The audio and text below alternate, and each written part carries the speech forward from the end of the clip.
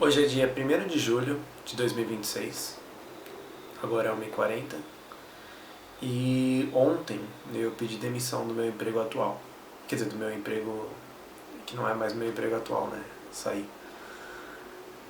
Eu passei 6 meses lá, mas eu pude entender muita coisa, pude aprender muita coisa. Eu tinha gravado um vídeo que eu não cheguei a postar ainda, que estava sendo editado, sobre estresse no trabalho. E aí eu tava falando sobre como que o estresse é uma coisa maluca, assim, porque ele aumenta seu risco de hipertensão, aumenta o seu risco de problemas do coração, problemas na cabeça, aumenta o seu risco de os mais variados problemas de saúde. E eu tenho até exemplos familiares de pessoas que, por conta do estresse, até hoje tomam remédios tarja preta, vivem com consequências gravíssimas de um estresse absurdo, até múltiplas convulsões já tiveram, já quase morreram. E eu entendi que o estresse... bom, eu sempre soube, sempre ouvi falar desde pequeno, por conta dessa pessoa, de que o estresse é uma coisa horrorosa. Essa pessoa falava que o estresse é o mal do século. E querendo ou não, é verdade, sabe? Tantas coisas confirmadas, sabe? Aumenta o risco de Alzheimer, aumenta o risco de tantas outras coisas. E eu acho que ninguém quer viver uma vida cheia de sequelas, né? Então, esse emprego atual que eu tava, eu troquei da empresa antiga para esse. Eu vou falar emprego atual ainda, embora eu não esteja mais lá por conta só do costume mesmo. Mas essa empresa que eu tava lá, eu saí da minha anterior para ir para lá por conta de que antes eu estava trabalhando com uma companhia aérea e aí eu comecei a pegar mais um olhar para esse ramo do turismo e do lazer. E aí eu decidi mudar para uma agência de viagens por conta disso, de que se eu quisesse permanecer no ramo de turismo, seria o melhor lugar possível, além de que também, assim, o salário era um pouquinho menor, mas era um lugar um pouquinho mais flexível, um pouquinho mais... tinha alguns dias de home office pra gente trabalhar em casa. E isso também foi uma coisa interessante, aprender a trabalhar em casa. Porque querendo ou não, quando você tá em casa, a sua cabeça tá assim, tô em casa, sabe? Então, tô em casa, vou ficar tranquilo, só que aí você lembra que tá trabalhando, e é uma coisa meio diferente assim. Mas eu achei interessante também a experiência, e embora eu tenha gostado muito no começo, aí que vem aquela parte que eu tava falando sobre estresse, né? Eu não vou falar o nome da empresa, até porque eu não acho justo isso, não acho certo, talvez, não sei se tem risco jurídico até, mas o que eu ia falar da empresa é que eu pude aprender muitas coisas, pude ver muitas coisas legais, mas ao mesmo tempo teve muitas coisas que eu não me adaptei. Por exemplo, um ritmo de trabalho muito acelerado, muito acelerado, muito acelerado. Cobranças, assim, o tempo todo, a todo momento. E era uma coisa, eu era um assistente, sabe? Ali eu acho que eu era o cargo mais baixo, tirando depois, porque teve uma menina que entrou como estagiária, mas eu era praticamente ali o cargo mais baixo. E a pressão que era, sabe, de tanta coisa que tinha para entregar, de tanta coisa que tinha para fazer, que eu me entupi, sabe? Era como se eu fosse um funil, e sabe, você tá tentando passar tanta coisa ali, tanta coisa, que pra mim a minha cabeça ficava entupida. Eu não conseguia começar a trabalhar de tanta coisa que tinha pra fazer, sabe? Teve um período também que eu fiquei doente, que eu fiquei uns 2 dias sem trabalhar. E depois o tanto de e-mail, tanto de coisa que tinha pra fazer, era muito absurdo, assim. E uma cultura que tinha... Isso eu já não sei mais se é da empresa, não sei se era dos caras que eu era assistente, não sei dizer exatamente, mas uma coisa que tinha também era uma cultura de que falavam muito isso em várias reuniões. A gente tá com uma batata quente, eu tô com uma batata quente. E aí eu tenho essa tarefa aqui pra você, tenho essa tarefa. Eu dei pra você essa tarefa, agora tá na sua mão. O que você tem que fazer é realizar a tarefa ou qualquer coisa, se você precisa fazer alguma coisa, se você faz o que você tem que fazer, depois você joga na mão do outro. Aí tá na mão do outro, já não é mais sua responsabilidade, já não é mais você. Então, por exemplo, tinha coisas que tem que pedir um transfer de fulano, tem que cotar o transfer de fulano. Aí me dava essa tarefa. E aí eles tratavam como isso, como uma batata quente, como, não, a responsabilidade está com você e tal, não sei o que. Não é uma sensação de time, sabe? De, não, vamos trabalhar junto, não, vamos pegar junto, sabe? E isso eu entendo que pode funcionar para muitas pessoas, mas comigo, eu pessoalmente não me adaptei a isso também, sabe? Ou tamo junto, ou, sabe? Ou é cada um por si, mas esse cada um por si, eu não, sabe? Eu não me dei bem de forma nenhuma. E eu entendo que isso é a questão da empresa, isso é a questão do local, isso é a questão das pessoas. E se eu não me adaptei bem, então tudo bem. Então aí sou eu que não me adaptei bem, sabe? Nada contra. E nisso aí também eu acabei, aquilo que eu tava falando de estresse, eu acabei indo esse ano 3 vezes, foi a primeira vez que isso aconteceu comigo. Eu fui 3 vezes pro hospital. E nisso que eu fui pro hospital, eu tava com dores de cabeça muito fortes, assim, minha cabeça latejava, eu não conseguia fazer nada, não conseguia dormir direito, não conseguia respirar.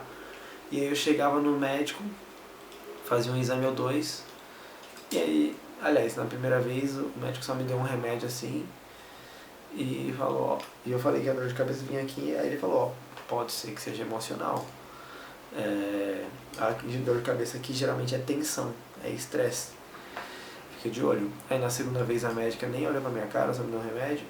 Na terceira vez, tava muito forte. E a médica olhou pra mim, viu assim, tava tendo surto de dengue, ela pensou que podia ser dengue. E aí ela mandou fazer um exame de sangue, olhou minhas plaquetas, olhou tudo. Ela falou assim, olha, você não tem nada. Aí eu falei assim, não, mas como assim? Ela, não, aqui nos exames não aponta nada, vai tomar remédio, vai pra casa. Aí eu falei, né, pra ela, né, da todas, ela falou, ó, se as dores continuarem persistindo, é possível que você tenha que ver um neuro.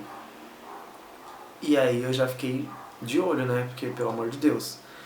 E o que me fez mudar, e eu até pensava em continuar nessa empresa, porque agora, eu não sei se eu já falei isso aqui nesse canal, acho que não, eu vou começar a faculdade de matemática e eu pretendo ir para essa área ou de estatística, ou financeira, ou de dados, ou de IA. E a matemática me abre, né, esse leque imenso. E eu pretendia continuar nessa empresa que eu estava hoje, até eu conseguir um estágio, alguma coisa assim na área. E foi até dito isso numa reunião, acho que umas 3 semanas atrás. Nem isso, 2 semanas atrás, 2, 3. Só que aí na quarta-feira passada, a gente tava aqui um dia de... Eu tava em casa, era um dia de home. Só que aí começou a me dar essa dor de cabeça de novo. E começou a vir de novo, e começou a vir forte. E eu falei, meu, quer saber? Não, chega. Não dá. Não aguento, não é pra mim. Não vou ficar me forçando, não quero ter sequelas, não quero que meu corpo me faça parar, sabe? Eu quero parar agora e é isso. E a história também desse meu parente foi uma coisa até que parecida, sabe? Ele tava trabalhando, sabe, uma correria, esse tipo de pessoa que é muito ansiosa, esse tipo de pessoa que é muito agitada, que não quer parar e que tem sede de vencer, né? Esse meu parente, ele era muito pobre mesmo, a família do meu pai era, assim, meus avós, meus tios todos, eles eram muito pobres. E esse parente me contava que ele nasceu numa favela, que a minha avó tinha que cobrir as paredes do barraco com um jornal para não entrar vento, e morando em fundo de igreja, morando de favor, começou a vida muito cedo, teve que começar, vendia doce no trem, depois virou office boy, depois, sabe, começou a vida muito cedo. E querendo ou não, ele teve muitos retornos disso, ele conseguiu uma vida hoje muito legal. Só que é isso que eu falei, ele teve um dia que ele falou pro pai dele, pai, vai levando o carro que eu vou cochilar aqui no banco de trás. E ele dormiu, acordou dias depois no hospital, morreu algumas vezes, foi ressuscitado e até hoje sofre com consequências gravíssimas disso, desse nível intenso de estresse. E eu não quero isso pra minha vida. Eu não quero ter o mesmo caminho, não quero tomar os mesmos remédios, não quero passar pelas mesmas coisas. E eu sei que os mercados, os ramos que eu quero ir, assim, principalmente de financeiro, de tech, de essas fintechs, são muito disputados, são muito concorridos, mas eu sou uma pessoa que eu quero muito ter esse equilíbrio entre trabalho e vida.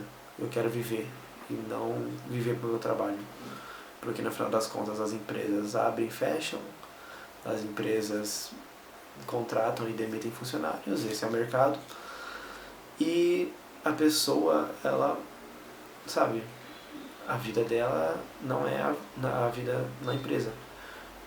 Eu tava até ontem, eu não consigo muito ficar parado, então ontem eu fiz até um processo seletivo, e nesse processo seletivo tinha um cara lá que ele tinha 2 faculdades, de contabilidade e de engenharia, e estava aplicando para a mesma vaga que eu, que é uma vaga de nível médio. E aí eu pensei, nossa, mas será que o cara, sei lá, eu julguei, né, eu falei, será que ele é meio incompetente, porque não consegue coisa na área, sabe, por que será que um cara com 2 faculdades está concorrendo à mesma vaga que eu? E aí, durante a entrevista, ele falou que um dos rins dele não funcionava. Não, um ou os 2 rins não funcionavam. E aí ele tinha que fazer hemodiálise 3 vezes na semana. Ou de segunda, quarta e sexta, ou de terça, quinta e sábado. E aí eu falei, meu Deus, cara, olha isso. Sabe? Querendo uma área muito parecida da minha. E o cara com 29, eu acho, 28, 29, tem que fazer hemodiálise 3 vezes na semana. O meu avô materno, eu não cheguei nem a conhecer ele, porque quando minha mãe era muito nova, ele morreu também, por conta de problema nos rins. E era outro cara que teve restaurante, ele teve açougue, ele tinha carro do ano, assim, não era um cara muito rico, mas, sabe, tinha uma vida confortável, e morreu cedo, por problema no rim também. E eu sei que o problema no rim não necessariamente significa estresse, mas existe também uma correlação entre o estresse e inúmeros problemas de saúde, mas eu entendi isso pra minha vida, sabe, de que não vale a pena. Então eu decidi parar, sair daquela empresa, e hoje eu postei ontem no LinkedIn, né, estudo de que eu vi que, pelo menos ao meu olhar, o ramo do turismo não é pra mim, e eu decidi fazer isso, sabe? Sem emprego garantido, sem nada na mão, saí. E tchau. E não quero saber. Até propus para a empresa de fazer um acordo, mas eles não quiseram. E aí também eu não tava afim de ficar mais. E... Bom, acho que o vídeo é meio sobre isso mesmo, sabe? Sobre... Eu não tanquei, desisti, larguei um emprego bom, uma escala boa, um salário bom, recebia R$3.300, quase R$1.000 de VR, para uma vaga de nível médio, e eu larguei, porque não aguentei, não é pra mim, não vejo valor. E até uma coisa, assim, eu até pensei que, uma coisa que eu pensei seria tipo assim, se pelo menos eu fosse passar esse estresse pra uma coisa que eu tenho a intenção no futuro de permanecer nessa área, de seguir carreira nisso, beleza, mas era uma coisa que eu já não estava afim, sabe? O mercado de turismo, ele é muito interessante, ele é muito legal, só que turismo de luxo também eu não vejo tanto valor, sabe? Porque diferente do turismo comum, onde envolve conhecer pessoas, conhecer culturas, conhecer lugares, a pessoa ter uma nova visão de vida, dependendo de onde ela foi, o turismo de luxo é muito mais do mesmo, sabe? Todos os hotéis são meio iguais, os destinos, a forma com que as pessoas vão para esses destinos é muito igual, ou elas vão para comprar, ou elas vão para fazer alguma coisa de rico, tipo esquiar, mas eu não vejo o mínimo valor nisso, sabe? E eu falei pra minha esposa, eu falei, amor, no final dos dias eu tô indo lá passar raiva pra fazer mais uma viagem bosta pra um rico, sabe, fazer um lugar que ele já foi, um destino que ele já conhece, pra ver comer a mesma comida que ele já comeu, sabe? Então eu não vejo o mínimo de sentido, o mínimo de propósito nesse ramo do luxo, sabe? Então também era uma coisa assim, uns clientes muito mimados que a gente tinha que fazer a vontade do cliente e tem que fazer mesmo. E eu entendo isso, assim, eu aprendi e entendi como é que funcionava isso, mas eu pessoalmente não vejo valor nisso, sabe? Eu tenho vontade de fazer outras coisas, aprender outras coisas, me especializar em outras coisas, então eu, por falta de propósito, por falta de vontade, por falta de sentido, eu decidi sair mesmo e preservar minha saúde. E, bom, então, e é isso. Esse foi o meu relato. Eu não tanquei, eu abri mão, larguei mão e pretendo, claro que pretendo ainda trabalhar, pretendo ainda construir uma carreira sólida, seguir meus sonhos, mas eu escolhi preservar minha saúde e não ter o mesmo fim que tantas outras pessoas, sabe? Então, é isso. Tchau.